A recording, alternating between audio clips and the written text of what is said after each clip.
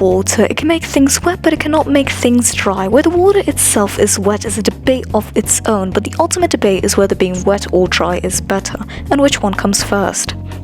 First natural, maybe even human reaction is to believe that being dry is better. You're close and stick to your body, you're not slippery, you're not cold. But let me ask you this, why do people dream of going to the ocean?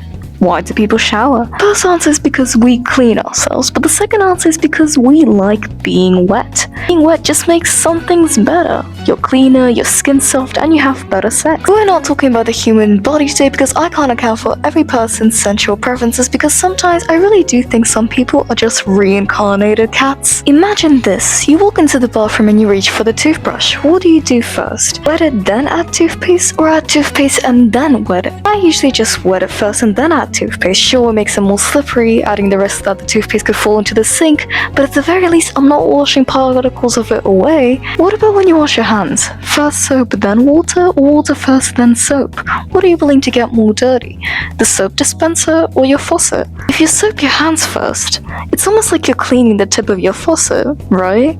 It'll dry anyway in both cases, so what's the difference? How did people in the Stone Age do it? They didn't have soap, they had lakes for bathtubs. I don't even think they knew what the flu was. And yet some of them still lived. Maybe it's an instinct thing, born from monkeys that would reluctantly wash their hands after touching God knows what around them. Then let's switch to vegetables for a second. When making a salad, you don't wash the vegetables first, you cut the vegetables first, put it in a strainer, and then wash them all together. If you wear every uncut vegetable first, then you make it extra slippery, creating a risk of the knife slipping and cutting you. On top of that, if you plan to put it in a bag in your fridge afterwards, the moisture you exposed it to would make it mold faster. Unless you eat peppers like rabbits eat carrots, then sure, eat it. And in this case, making the object wet first makes it worse, doesn't it? But how can we know what makes an object worse when we wet it? As far as I know, there isn't a national list of all of them. Like, when you continuously wet your nails, whether by washing your hands or doing other tasks, they split and crack. However, plants can't go without daily watering. They wilt otherwise. What about the plants in the desert, the ones that don't require watering as often or at all? They don't get hurt from being dried out, so the water doesn't really make them better.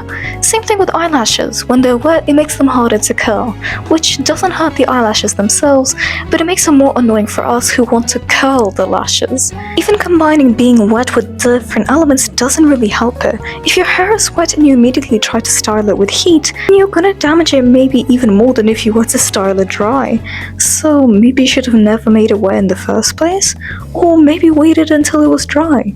But then it only holds for around 20 minutes. So what does this mean? That being dry is ultimately better? In some cases maybe, but not exactly. When your skin is wet, fresh out of the shower, and you moisturize it immediately afterwards with baby oil or cream, then it makes your skin much softer and smoother. So it's better to be wet then, right?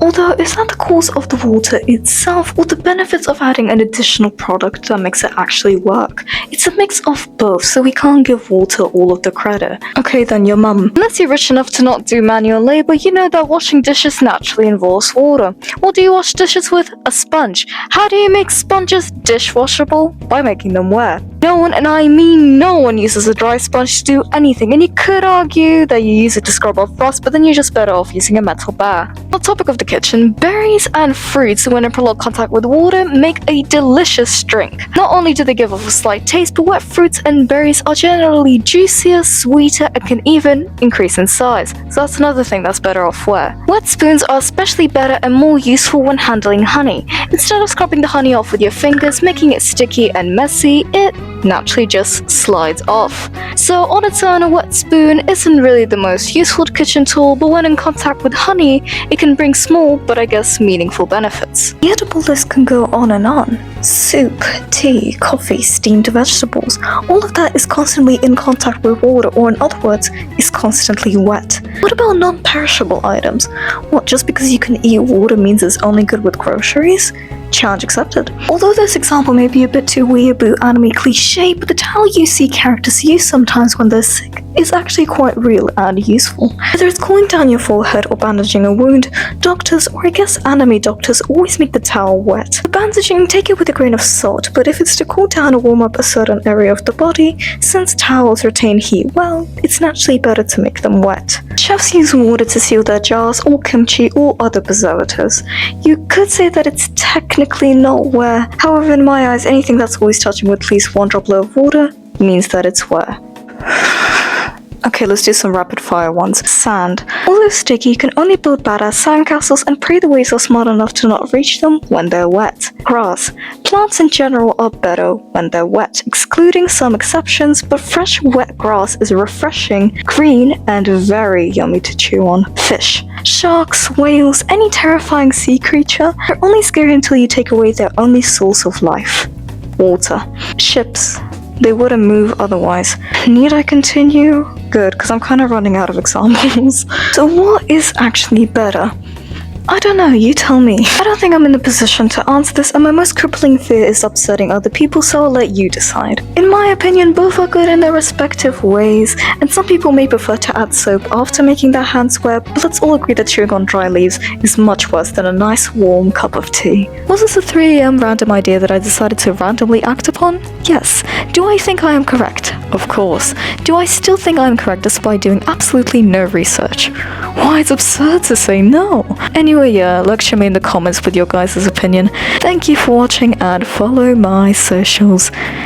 Don't forget to wash your hands. Okay, bye. I'm taking a nap. Bottle of water.